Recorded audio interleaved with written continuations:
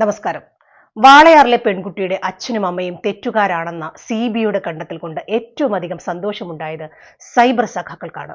പെരിയ ഇരട്ടക്കൊലപാതക കേസിൽ സിബിഐ വരാതിരിക്കാൻ കോടിക്കണക്കിന് രൂപ ചെലവഴിച്ചവരാണ് സിപിഎംകാർ.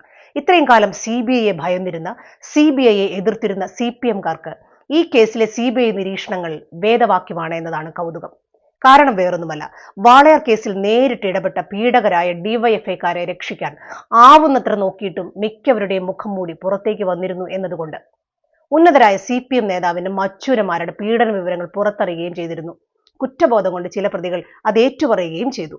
ഈ മക്കളുടെ അമ്മ നീതിക്കായി എല്ലാ വാതിലും മുട്ടി, ഒരു വാതിലും തുറന്നില്ല. പോലീസ് ഭരണസ്വാധീനം ഉപയോഗിച്ച് കേസ് തേച്ചു മായ്ച്ചു കളയാൻ ശ്രമിച്ചിട്ടും സിപിഎമ്മിന്റെ പങ്ക് വ്യക്തമായിരുന്നു.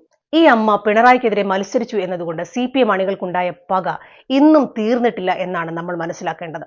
സിബിഐയുടെ നിരീക്ഷണത്തിൽ അവർ വേണ്ടത്ര ജാഗ്രത കാട്ടിയില്ല എന്ന പരാമർശമുണ്ട്. അവരെ ഭീഷണിപ്പെടുത്തിയോ പ്രലോഭിപ്പിച്ചോ നടത്തിയ പീഡനമാണ് ഇതെന്ന് തുടക്കം മുതലേ പലരും സംശയിച്ചിരുന്നു. പക്ഷെ അതൊരു സംശയം മാത്രമാണ്, അത് സിബിഐ പറഞ്ഞു എന്ന് മാത്രം.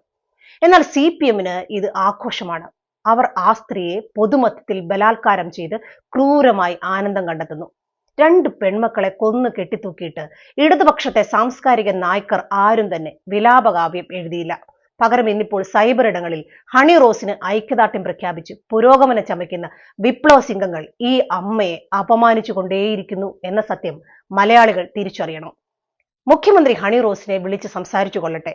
ഭരണകൂടത്തിന്റെ ഇടപെടൽ വേണ്ട. ആയിരക്കണക്കിന് ഇരകളായ സ്ത്രീകളെ മുഖ്യമന്ത്രി വിളിക്കുകയും വേണ്ട.